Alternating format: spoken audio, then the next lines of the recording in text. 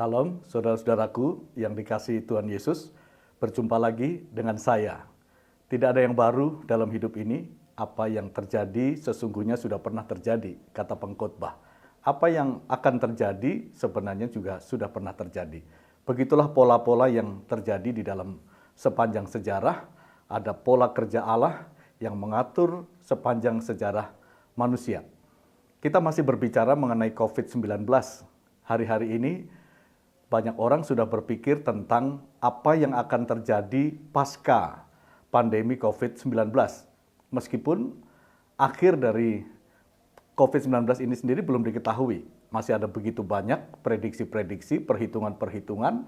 Ada yang mengatakan Juni sudah mulai berakhir, ada yang mengatakan akhir 2020 akan berakhir, atau 2021, dengan berbagai macam prediksi-prediksi dari ilmu pengetahuan sampai juga dengan prediksi paranormal. Ada begitu banyak prediksi tentang hal itu. Ada yang mengatakan pasca pandemi akan terjadi pemulihan, akan terjadi kemakmuran pada satu sisi yang positif, tapi pada sisi yang lain ada yang memprediksi akan terjadi krisis, akan terjadi kelaparan, akan terjadi hal-hal yang bersifat destruktif. Nah, itu semua adalah sebuah prediksi-prediksi yang sangat mungkin saja terjadi. Nah, saya tetap fokus kepada pemikiran mengenai pola. Maka saya mengajak kita berpikir tentang hal itu, bahwa sejarah manusia itu terbentuk dari pola-pola. Sehingga pengkhotbah tadi mengatakan apa yang terjadi sudah pernah terjadi. Dan apa yang akan terjadi, polanya juga sudah pernah terjadi. Dalam tayangan saya sebelumnya yang tentang COVID-19, pada tayangan yang pertama dan yang kedua, saya sudah berbicara mengenai pola penyebabnya dan kemudian pola sikap menghadapi COVID-19 itu. Dan sekarang saya ingin fokus kepada apa yang terjadi atau pola realitas seperti apa yang akan terjadi pasca COVID-19 atau pasca wabah ini akan berlalu. Berdasarkan pola-pola bencana yang pernah saya kemukakan. Saya mengutip atau mengemukakan 6 pola bencana yang dicatat di dalam Alkitab, yaitu bencana air bah, bencana Sodom dan Gomora, bencana kelaparan pada zaman Abraham, bencana kelaparan pada zaman Yakub, kemudian juga 10 tulah di Mesir, dan juga bencana-bencana yang terjadi di padang gurun pada zaman Musa. Nah, memperhatikan pola-pola yang terjadi pada bencana itu, maka saya menemukan adanya pola realitas pasca bencana. Nah, ini menarik saudara-saudara. Saya mencatat di sini setidaknya ada 5 pola yang belakangan ini sangat santer disebut sebagai new normal. Ada sebuah kehidupan normal yang baru, yang tidak seperti normalitas sekarang. Nah, itu menarik. Ada banyak istilah yang digunakan, ada yang mengatakan ini sebagai new way, ada yang mengatakan ini sebagai new lifestyle. Dan saya lebih menyebutnya ini sebagai new reality, realitas yang baru yang akan kita hadapi pasca pandemi. Nah, ada 5. Yang pertama itu saya sebut sebagai adanya spiritualitas yang baru. Nah, spiritualitas yang baru itu sudah otomatis akan terjadi. Karena ketika bencana-bencana yang begitu besar ini terjadi, itu adalah sebuah pengalaman yang sangat spektakuler, di mana Allah itu, Tuhan itu mendemonstrasikan kuasanya, dan manusia begitu terpesona melihatnya dan langsung berhadapan-hadapan dengan demonstrasi otoritas Allah. Maka relasi dengan Allah itu menjadi berubah. Ada sebuah realitas yang baru yang mau tidak mau akan membentuk sebuah spiritualitas yang baru. Pada zaman Nuh, pada zaman Abraham, pada zaman Lot, ketika bencana-bencana itu usai, maka mereka membangun mezbah. Mezbah itu sebuah simbol spiritualitas relasi antara manusia dengan Allah. Nah, di sana Nuh membuat itu, Abraham membuat itu. Ya, ada sebuah realitas yang baru. Bahkan juga yang paling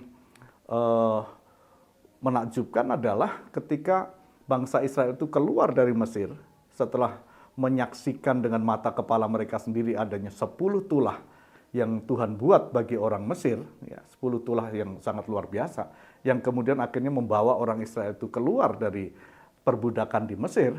Dan itu sebuah perjalanan yang sangat spektakuler. Mereka masuk ke padang gurun dan kemudian mereka menyeberangi Laut Teberau yang penuh dengan mukjizat yang luar biasa, dan Tuhan menyelamatkan mereka menyeberangi Laut Teberau itu dan membinasakan Firaun dan tentaranya di Laut Teberau itu. Nah, ini pengalaman yang tentu saja sangat spektakuler bagi mereka, dan ini sangat mengguncangkan jiwa dan kerohanian mereka. Lalu ketika mereka masuk ke padang gurun, mereka menghadapi sebuah realitas yang baru, bahwa mereka tidak lagi ada di Mesir, tapi sekarang mereka menghadapi satu keadaan, satu situasi padang gurun yang sama sekali berbeda dengan sebelumnya. Dan di sana Tuhan juga mempresentasikan dirinya hadir di tengah-tengah bangsa Israel itu dengan cara yang khusus. Kalau malam ada tiang api, kalau siang ada tiang awan yang meneduhkan, malam itu ada tiang api yang menerangi dan menghangatkan di padang gurun. Dan kemudian beberapa kali mereka juga mengalami mukjizat-mukjizat, ya. Mereka kelaparan, Tuhan mengirimkan ada mana, roti dari surga, kurang daging dikirimkan burung, dan seterusnya. Nah, ini pengalaman-pengalaman itu membentuk sebuah spiritualitas yang baru. Dan bahkan kemudian Tuhan memerintahkan kepada Musa supaya mereka membangun kemah suci. Dengan aturan tertentu kemah suci itu dibuat, lalu Tuhan hadir di tengah kemah itu. Nah, kehadiran dengan cara seperti itu tentu saja akan membentuk sebuah spiritualitas yang baru di tengah-tengah umat Israel. Nah, ini yang saya maksudkan dengan spiritualitas yang baru. Dan itu akan terjadi berulang kembali setelah pasca bencana itu. Biasanya ketika seseorang itu diguncang dengan bencana yang dahsyat, itu pertama-tama mereka kembali kepada naturnya sebagai manusia yang spiritual, mencari Sang Khalid, mencari Tuhan. Itu menjadi sebuah kebutuhan yang tidak bisa ditawar-tawar lagi, bukan lagi sebagai sebuah pilihan, tapi sebagai suatu keharusan bagi mereka. Maka ketika sekarang COVID-19 ini terjadi, merubah segala sesuatu termasuk dalam hal seremonial, spiritualitas. Sekarang ke gereja tidak bisa, ke masjid tidak bisa, ke tempat-tempat peribadatan yang selama ini dilakukan tidak bisa, maka terjadi perubahan. Ada online service, ada virtual worship. Yang mau tidak mau, spiritualitas itu akan berubah dengan perilaku-perilaku seperti itu. Nah, ini yang saya maksudkan. Maka ini menjadi sebuah tantangan, sebuah PR besar bagi para rohaniwan, bagi para jemaat juga, bagaimana mengelola spiritualitas ke depan pasca pandemi ini. Itu yang pertama. Yang kedua, saya sebut dengan muncul memang moralitas baru. Setelah peristiwa-peristiwa bencana yang mengguncangkan jiwa itu, dan mereka memasuki sebuah fase yang lebih tenang, ternyata ada problem moralitas baru. Pada zaman Nuh akhirnya mengalami keberhasilan di bidang pertanian sehingga dia menanam anggur. Tetapi setelah berhasil, dia justru hidup dalam kemabukan, sehingga mengakibatkan dia telanjang, lalu dia akhirnya berkonflik dengan anaknya sendiri. Nah, ini moralitas yang baru, ya, yang bisa saja terjadi. Jadi ada soal kemabukan, soal seksualitas. Ini berulang kembali juga pada zaman Nuh, ya, pada zaman Lot maksud saya. Ya, zaman Lot juga terjadi hal yang serupa. Kemudian nanti pada zaman perbudakan di Mesir juga terjadi konflik, ada perkelahian, bahkan juga ada pembunuhan. Nah, pada satu sisi ada moralitas baru itu diwarnai dengan gaya hidup yang hedonistik, tapi juga ada juga tindakan-tindakan destruktif, yang anarkisme yang muncul. Nah, ini juga patut diwaspadai, saudara-saudara. Ketika pandemi 19 ini berlalu, atau paling tidak berangsur-angsur akan berlalu, nah, gejala-gejala new morality, moralitas baru ini juga bersamaan dengan berangsur-angsur pulihnya COVID-19 akan muncul juga tendensi moralitas baru seperti itu. Karena gaya hidup manusia jadi berubah. Ya, gaya hidup manusia jadi berubah, perilakunya berubah. di rumah berubah, di luar rumah berubah, di kantor juga mulai ada kondisi yang berubah, di masyarakat juga berubah. Nah, ini menimbulkan new morality, moralitas yang baru. Yang ketiga, saya sebut dengan pertambahan populasi. Nah, ini di bidang populasi nampaknya juga terjadi pertambahan. Dimulai pada zaman Nuh, memang Tuhan selamatkan Nuh dan keluarganya dari air bah. Tapi setelah mereka melewati masa air bah itu, mereka dengan keluarganya, maka terjadi pertambahan jumlah yang sangat signifikan. Bahkan juga mereka akan menghasilkan banyak suku pada zaman itu. Demikian juga setelah pemusnahan Sodom dan Gomora, juga terjadi proses beranak pinak lagi. Memang ini merupakan garis merah atau benang merah dari amanat kebudayaan Kejadian 1 ayat 28, di mana Tuhan memang memerintahkan untuk beranak cucu, yang kemudian ditegaskan kembali pada janji Tuhan kepada Abraham untuk memberikan keturunan ya yang banyak seperti bintang di langit dan juga seperti pasir di laut. Nah, ini populasi tidak bisa ditahan lagi. Nampaknya pasca bencana itu terus-menerus terjadi pertambahan populasi. Begitu juga ketika zaman Yakub, mereka mengalami kelaparan, lalu mereka akhirnya ke Mesir, dan mereka tinggal di tanah Goshen di Mesir, dan di sana terjadi apa yang zaman sekarang disebut dengan bonus demografi, yaitu pertambahan jumlah penduduk yang sangat besar. Ya, jumlahnya sangat besar dan bertambah banyak. Dan ini akhirnya menjadi semacam ancaman bagi Fir'aun pada zaman itu, maka dia sudah mulai menyiasati hal-hal itu. Nah, pertambahan populasi ini terus akan meningkat, dan itu juga akan terjadi pada masa yang akan datang. Ya, memang ada, ya sudah beredar sebenarnya, meskipun masih dalam bentuk jok-jok, bahwa karena ini kita sedang menghadapi masa pandemi, lalu semua harus stay at home, dan ketika suami istri stay at home dan sebagainya, ya ada yang menayangkan lelucon-lelucon jok-jok, dan akhirnya mereka justru menambah jumlah populasi. Nanti pasca bencana ini, pasca pandemi ini, jumlah orang yang melahirkan justru lebih banyak, dan itu sangat mungkin, dan nampaknya polanya sudah tertulis sebelumnya, jauh sebelumnya. Jadi ini juga perlu diantisipasi bahwa pertambahan populasi itu juga terjadi pasca pandemi atau pasca bencana.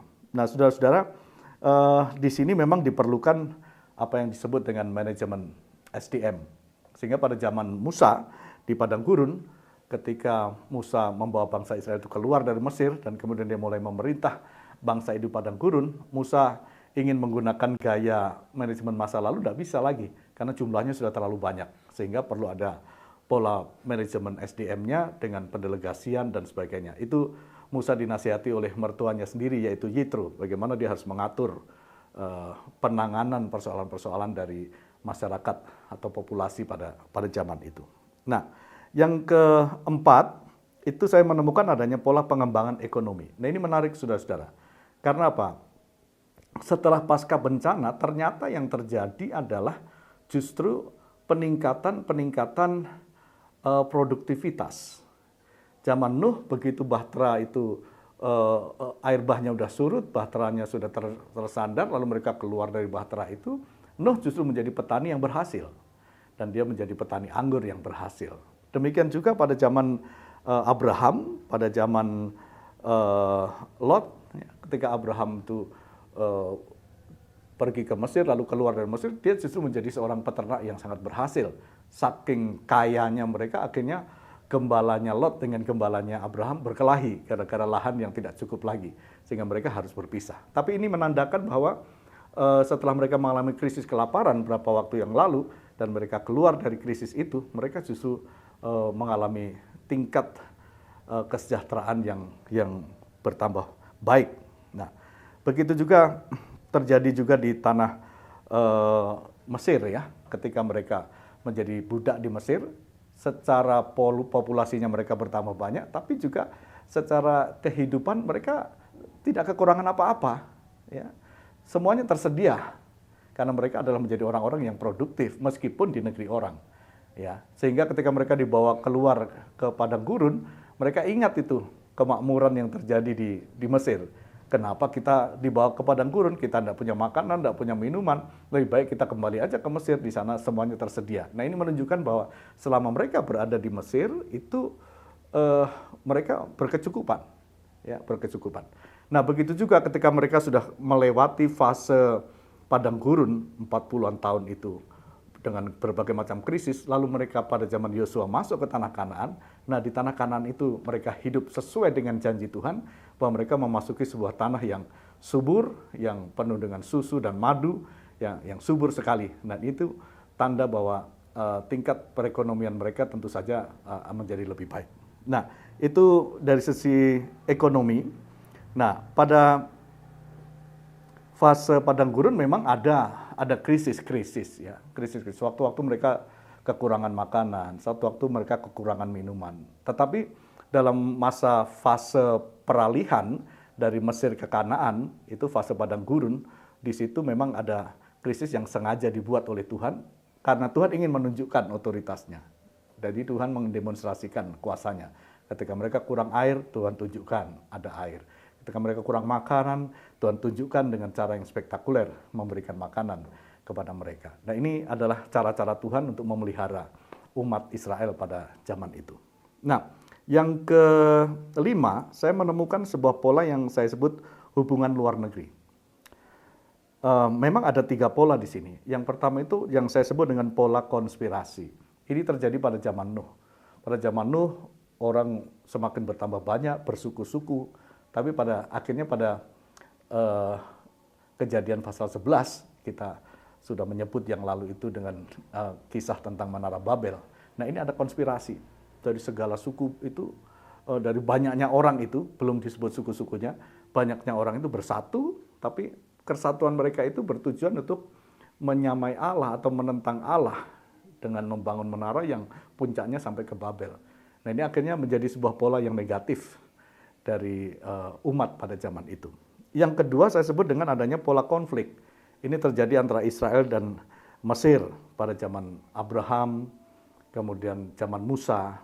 Ada konflik antara umat Tuhan Israel dengan Mesir. Ada konflik-konflik di sana terjadi.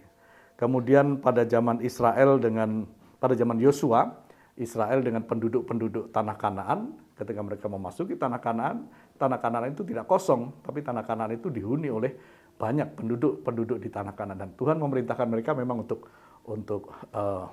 menghadapi mereka semua. Nah, ini ada konflik-konflik dalam hubungan dengan pihak-pihak luar. Kemudian ada juga yang ketiga saya sebut dengan pola dominasi. Pola dominasi itu akhirnya bangsa Israel didominasi oleh bangsa lain. Dalam hal ini, dalam sejarah itu adalah didominasi oleh Mesir. Jadi mereka justru diperbudak oleh Mesir. Dan dalam fase perbudakan ini memang mereka ditindas, mereka dimanfaatkan, dan bahkan ketika mulai kitab Keluaran pasal yang pertama itu menunjukkan tingkat penindasannya itu semakin bertambah keras, sehingga akhirnya orang Israel begitu bergumul dan mereka berteriak minta tolong kepada Tuhan. Nah, ini lima pola yang saya temukan pasca bencana. Ada spiritualitas yang baru, ada moralitas yang baru, populasi akan bertambah banyak, dan kemudian ekonomi juga akan mengalami perkembangan, tapi juga ada pola-pola hubungan dengan luar negeri dalam bentuk konspiratif, dalam bentuk konflik, atau dalam bentuk dominasi. Nah, ini pola-pola yang muncul di dalam sejarah yang saya temukan di dalam Alkitab, dan saya punya presuposisi bahwa sejarah Israel itu menjadi pusat dari sejarah dunia. Oleh karena itu, pola-pola yang dicatat di dalam Alkitab berulang kembali di dalam sejarah sepanjang masa. Nah, saya dapat menyimpulkan di sini bahwa yang pada akhirnya yang diperlukan pasca bencana atau pasca pandemi itu adalah satu kata yang namanya adaptasi. Adaptasi itu menyesuaikan diri. Ya, belakangan kita dengar kita harus berdamai, katanya kan, berdamai. Kita harus menerima kenyataan, kita harus menerima realitas. Pasca bencana, pasca pandemi ada new reality, ada realitas yang baru, yang mau tidak mau kita harus beradaptasi dengan realitas yang baru itu. Adaptasi itu berarti kita sedia mengubah paradigma atau mindset yang lama, mengubah sikap, mengubah perilaku, mengubah cara berpikir, mengubah kebiasaan dari yang lama menjadi bersesuaian dengan realitas yang baru. Nah, kita beradaptasi dengan apa? Adaptasi kita itu yang utamanya pada tiga. Yang pertama harus beradaptasi dengan alam yang berubah. Alam yang berubah ini ada positif negatifnya. Positifnya udara semakin segar, oksigen semakin baik, tanah yang tidak dikerjakan akan menjadi lebih subur. Nah, kita beradaptasi dengan alam. Tapi yang kedua tentu saja beradaptasi dengan sesama manusia. Karena perilaku sesama manusia juga berubah. Tadinya tidak pakai masker harus pakai masker, tadinya tidak harus cuci tangan, tidak harus pakai sanitizer harus pakai sanitizer, dan seterusnya, harus menjaga jarak dalam berkomunikasi. Nah, ini kita mesti beradaptasi juga dengan sesama kita. Ya. Dan yang ketiga, kita harus beradaptasi dengan teknologi. Karena bagaimanapun juga, ke depan perkembangan teknologi akan mengubah perilaku manusia. Mau tidak mau, maka manusia juga ditentukan oleh cara kerja teknologi itu. Ya. Dan gadget yang di tangan kita akan turut mempengaruhi cara kerja kita. Ketika semuanya bisa dikerjakan dengan gadget yang ada di tangan kita, ya orang tidak perlu ke kantor lagi. Sehingga akibatnya memang jumlah karyawan mungkin akan berkurang. Yang tadinya 5, sekarang cukup dikerjakan oleh 2 orang saja. Atau orang tidak perlu pergi ke kantor karena dia bisa mengerjakan itu virtual working di mana saja. Dia bisa mengerjakan di mana saja, tidak harus datang ke kantor. Ini juga sebuah perilaku yang baru, yang harus menyesuaikan dengan teknologi yang digunakan ke depan. Nah, hasil daripada adaptasi itu tentu saja adalah sebuah new attitude, sebuah sikap yang baru. Dan kemudian muncul perilaku yang baru. Perilaku yang baru. Ya, perilaku kita sekarang kemudian akan ditentukan oleh berbagai pihak tadi. Relasinya dengan alam, relasinya dengan sesama, dan relasinya dengan teknologi. Jadi menghasilkan perilaku yang baru. Oleh karena itu ke depan yang perlu kita antisipasi adalah kita harus memiliki deskripsi yang baru tentang spiritualitas kita dan moralitas kita. Kan ada moralitas dan spiritualitas yang baru. Gereja-gereja harus siap menghadapi itu. Para rohaniwan, bukan hanya Kristen saja, saya pikir semua agama akan menyikapi hal itu. Bagaimana dengan moralitas dan spiritualitas yang baru itu harus diantisipasi. Kemudian juga ada deskripsi hubungan antarpersonal. Hubungan antarpersonal dengan menggunakan gadget, menggunakan teknologi, produk-produk teknologi terbaru, itu akan tentu saja akan mempengaruhi atau mengubah pola atau jenis perilaku antara satu dengan yang lain. Dan ini mesti dideskripsikan dengan jelas, sehingga pasti akan muncul norma-norma yang baru juga di dalamnya. Ini sebuah new reality, realitas yang baru. Kemudian yang terakhir adalah pilihan model dalam hubungan, ada produktivitas pemberdayaan, sumber daya alam, dan sumber daya manusia. Nah, ekonomi akan dipulihkan apabila kata kunci perilaku manusianya itu adalah produktivitas. Dengan memproduksi sesuatu, maka dia akan mengelola sumber daya alam, mengelola sumber daya manusia dengan tepat. Apabila ini dikerjakan dengan baik, maka ya akan terjadi peningkatan ekonomi yang lebih baik. Nah, ini sebuah pola yang sebenarnya sudah ada di dalam Alkitab. Kalau sumber daya alam itu diproduksi dengan baik, dikelola dengan baik, dan sumber daya manusianya juga dikelola dengan baik, maka akan memberikan hasil yang positif, yang berguna, dan mensejahterakan kehidupan masyarakat. Nah, ini perlu dipikirkan lebih lanjut untuk jenis-jenis pemberdayaannya itu. Dan yang terakhir saya sebut di sini adalah pilihan model hubungan dengan negara lain. Memang tidak bisa tidak, interrelasi antar negara itu bukan pilihan lagi, tapi itu sebuah keharusan di tengah era global seperti sekarang ini. Tetapi hubungan antar negara ini mesti dideskripsikan dengan tepat juga. Pola yang saya katakan tadi dalam Alkitab ada pola konspiratif, atau pola konflik, atau pola dominatif. Nah, apabila konspiratif, hendaklah dipilih konspirasi-konspirasi yang tentu saja positif, dan sebanyak-banyaknya menghasilkan keuntungan dari semua pihak dan berguna bagi masyarakat, khususnya rakyatnya sendiri. Nah, ini yang harus dipilih menjadi pilihan yang baik. Atau konflik-konflik ya, bisa saja terjadi karena berbagai kepentingan, apalagi Indonesia merupakan negara yang begini besar, bisa jadi menjadi ajang perebutan dari bangsa-bangsa besar yang lain.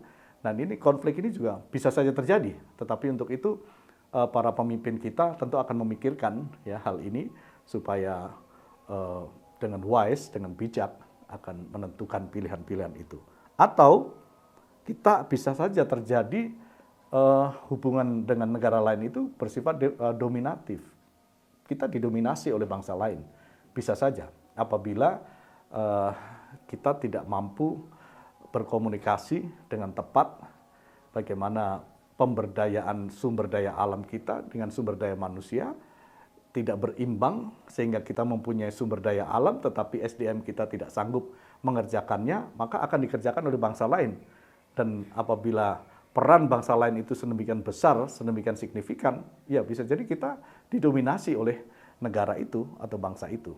Nah, ini pola-pola yang saya temukan di dalam Alkitab menjadi sebuah antisipasi ke depan pasca pandemi. Ada moralitas yang baru, ada spiritualitas yang baru, ada populasi yang semakin meningkat, ekonomi yang semakin baik apabila dikelola dengan tepat, dan hubungan dengan luar negeri yang baik. Oh ya, saya tambahkan juga tadi ada moralitas yang baru itu, ternyata ada sebuah fenomena menarik juga karena pasca pandemi itu ternyata informasi yang kita dapatkan dari Tiongkok, justru pasca pandemi yang pertama tingkat perceraian itu meningkat di sana. Nah, ini sebuah fenomena menarik juga sekaligus menjadi warning tentu saja bagi kita supaya hal itu diantisipasi. Karena ketika stay at home, suami istri terus-menerus setiap hari bisa berbulan-bulan tinggal di rumah, akhirnya muncul konflik-konflik dan sebagainya, sehingga begitu selesai pandeminya, selesai juga rumah tangganya. Mereka bercerai dan sebagainya. Nah, ini tentu saja fenomena yang harus diantisipasi oleh kita supaya hal-hal tersebut tidak terjadi. Nah, inilah saudara-saudara yang saya temukan pola-pola di dalam Alkitab mengenai realitas yang akan terjadi pasca bencana, dalam hal ini pasca pandemi. Nah, tanda-tanda seperti itu sudah mulai muncul sebenarnya, tetapi kita dengan saya kemukakan pola-pola ini akan mengajak semua pihak supaya memikirkan dengan serius sesuai dengan kapasitas bidangnya masing-masing, para rohaniwan, pemerintah, para teknokrat, para birokrat dan sebagainya, berpikir tentang hal itu. Yang penting ialah pola ini mengajak kita jangan mengulangi kesalahan sejarah. Kesalahan sejarah adalah melakukan kesalahan sejarah. Nah, ini menjadi peringatan untuk kita. Jadi ingat saudara, tidak ada yang baru di bawah matahari. Apa yang terjadi sudah pernah terjadi, dan apa yang akan terjadi sudah pernah terjadi. Allah bekerja berdasarkan pola-pola sepanjang sejarah. Siapa yang mempelajari dan menemukan pola-pola itu, belajar dari kesalahan masa lalu dan mengantisipasi masa depan lebih baik. Sampai di sini, Tuhan memberkati saudara-saudara sekalian, kiranya berguna dan bermanfaat bagi saudara sekalian. Tuhan Yesus memberkati.